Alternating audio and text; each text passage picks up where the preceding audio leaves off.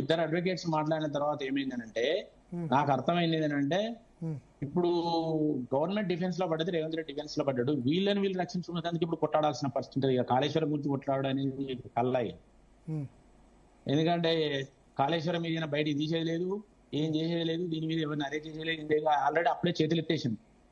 వినొస్తుందా sir? వినొస్తుంది, చెప్పండి.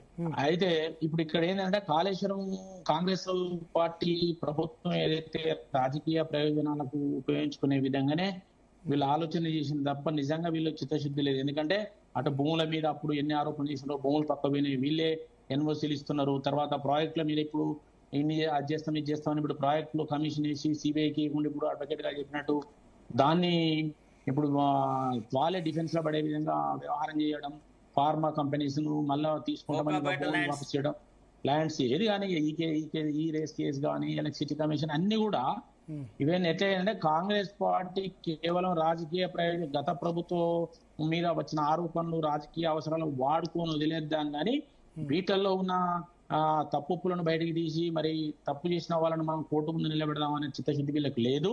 ఆ కాలం గడిపే ప్రయత్నం చేస్తున్నారు. ఈ సందర్భంలో డిఫెన్స్ నుంచి అఫెన్స్ కు కేసీఆర్ వస్తే ఆ అఫెన్స్ ఏదైతే అడ్వాన్స్ ఉన్న ప్రభుత్వం ఇప్పుడు డిఫెన్స్ లో పడిపోయి ఇప్పుడు వాళ్ళని వాళ్ళు రక్షించుకుంటేందుకు కొట్టాడాల్సిన పరిస్థితి తీసుకొచ్చింది. ఇంకా కాళేశ్వరం సంగతి దేవుడు ఎరిగేది. ఇప్పుడు ఈ ప్రభుత్వానికి చిత్తశుద్ధి ఉంటే కాళేశ్వరం నిజంగా నీళ్ళు ప్రాజెక్టు పనికిరాదని చెప్పాలి, లేదంటే పనికి వస్తే 2 పిల్లర్లు 3 పిల్లర్లు రిపేర్ చేసినా నీళ్ళు ఇవ్వాలి. ఇది పక్కకు పెట్టేసింది.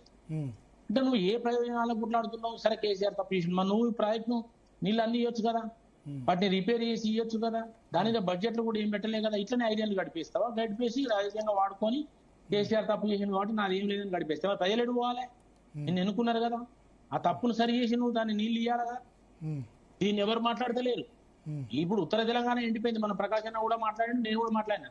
ఉత్తర తెలంగాణ లేట్ గా నాట్లు పెట్టారు. ఇప్పుడు వానలు పెట్టుకుంటున్నారు. 3 సార్లు విత్తనాలు నాటితే నీళ్లు లేకపోతే మొలకెత్తకపోతే చెడగొట్టి మళ్ళీ విత్తనాలు నాటినాం సార్. ఇప్పుడు బాగానే పడ్డాయి కదా మళ్ళీ వర్షాలు. వర్షాలు పడ్డా సార్, ఇప్పుడు లేట్ అయింది. తర్వాత కొన్ని దిక్కులో నాట్లేసింది, కొన్ని దిక్కులు వేయలేదు. యూరియా ఇవ్వట్లేదట ఇష్యూ.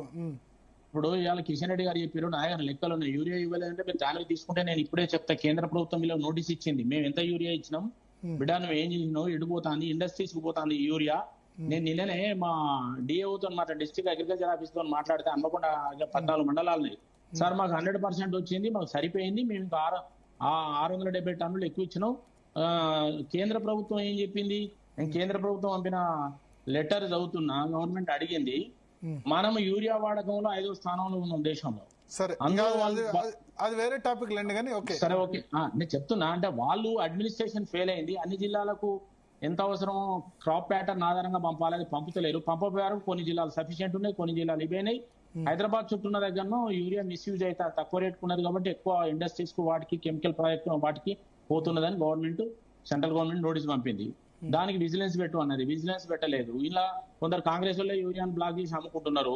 ఎక్కువ తక్కువ కొని షార్టేజ్ అయిన వరకు కొందరు ఇళ్లలో నిల్వ పెట్టుకున్నారు. ఈ రకరకాల ప్రాబ్లమ్స్ అయినా ఇవన్నీ వీళ్ళు జవాబు చెప్తలేదు. సో అంటే ఇప్పుడు కాళేశ్వరం పోతే పోయింది కానీ దానికి ఆల్టర్నేటివ్ ప్రభుత్వం చూడలేదు అని అంటారు, అంతేనా? మేడిగడ్డ పోతే అంతే. ఇప్పుడు కాళేశ్వరాన్ని వినియోగంలో తీసుకొచ్చి ప్రజలకు ఏమైనా చేద్దామనే చిత్తశుద్ధి వాళ్ళకి లేదు ఇప్పుడు.